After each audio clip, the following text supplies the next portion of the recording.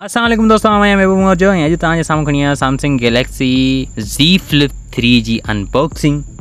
ही दुनिया जे महांगनि फ़ोननि में शामिल थिए थी ऐं इहा सैमसंग जे तरफ़ां अॼु लॉन्च थी चुकी आहे, जेका फोल्ड थियण सां गॾु फ्लिप थिए थी ऐं तमामु खोड़ सारा हिन में ज़बरदस्त फीचर आहिनि। 122 रिफ्रेश रेट सां गॾु जी स्क्रीन आहे, सुपर एमोलेड डिस्प्ले ऐं हेठि तव्हांखे मिले पई 256 GB जी बिल्टन सां गॾु 8 GB जी रैम।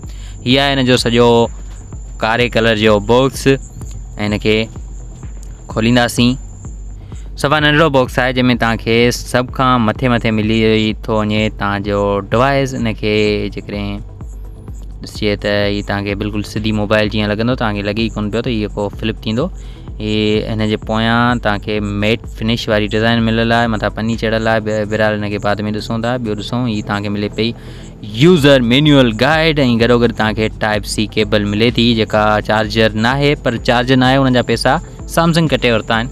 इन जे करे तव्हांखे कुझु सस्ती फ़ोन मिले थी। हीअ दॿे में ॿियो त कुझु न आहे, बसि इहो ई आहे सिम इजेक्टर टूल ऐं गॾोगॾु ई तव्हांजी फ़ोन तव्हां जेकॾहिं कागज़ पनियूं सभु लाहिजनि त हीअ मैट फिनिश वारो कॉन्सेप्ट आहे। हीअं तव्हां फोल्ड करे सघो था ऐं हिनखे नंढी स्क्रीन ते बि ॾिसी सघो था। बहरहाल हिनखे कंदासीं ऐं चालू करण खां अॻियां पाण हिन जो ओवरऑल फिज़िकल ओवरव्यू जी ॻाल्हि करियूं त type C cable, speaker grill, mic, हिन पासे 2 कैमरा, हिन पासे फिंगर प्रिंट वारो बटण, गॾोगॾु तव्हांखे वॉल्यूम रॉकर मिलंदा, सिम ट्रे मिले थो हुन साइड में तव्हांखे, ऐं हेठि तव्हांखे सैमसंग जी ब्रांडिंग मिले थी जेका पाण यूनिक तरीक़े सां आहे।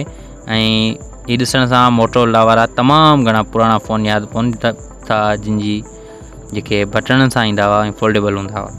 ठीकु आहे, हिते तव्हांखे फोल्डेबल वारो थोरो सीन ॾिसण में अचे थो, पर हिन जे मथां स्क्रीन गार्ड चढ़ियल आहे, उन करे हीअ वधीक ज़ाहिर चिटो नज़र अचे पियो। हिन फ़ोन खे कंदासीं बूट, तव्हांखे सैमसंग जी ब्रांडिंग नज़र अचे पई, सैमसंग गैलेक्सी ऐं पावर्ड बाय एंड्रॉइड। हिते तव्हांखे कंहिं क़िस्म जो को मतिलबु त ईअं जीअं डुब या बनू या इन टाइप जी का शइ ॾिसण में कोन थी अचे।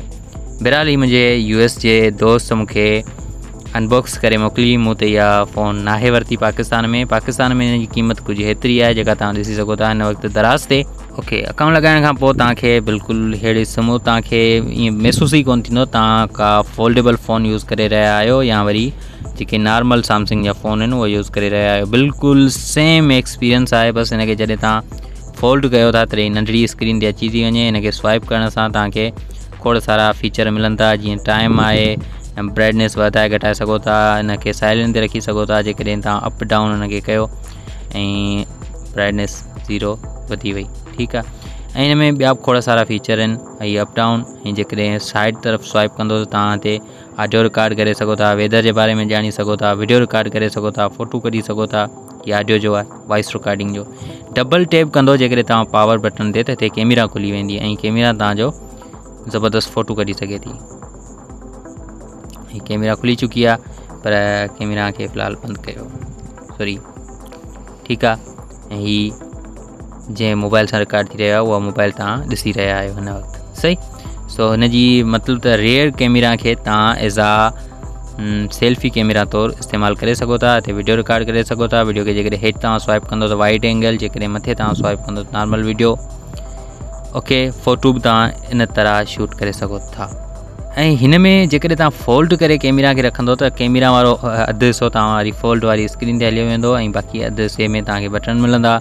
ऐं जी मिसाल तौरु हिन जी इंटरनेट स्पीड जी ॻाल्हि कजे त हिन में 5G टेक्नोलॉजी खे यूज़ कयो वियो आहे, त तमामु बहितरीनु आहे। गेमिंग परफॉर्मेंस त सुठी हुअण ई घुरिजे, छो त स्नैपड्रैगन जो 888G प्रोसेसर लॻियल आहे, त मतिलबु त ताक़त त हूंदी न हुनजे पोयां। ऐं 128 जो रिफ्रेश रेट आहे, त स्क्रीन जो डिस्प्ले बि तव्हांखे इन टाइप जो ॾिसण में ईंदो।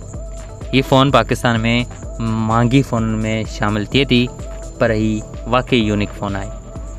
तव्हां हिन फ़ोन जे बारे में छा चवणु चाहींदो चई वठो कमेंट में, ऐं हिन वीडियो खे अञा ताईं तव्हां लाइक नाहे कयो, शायदि लाइक करे वठो।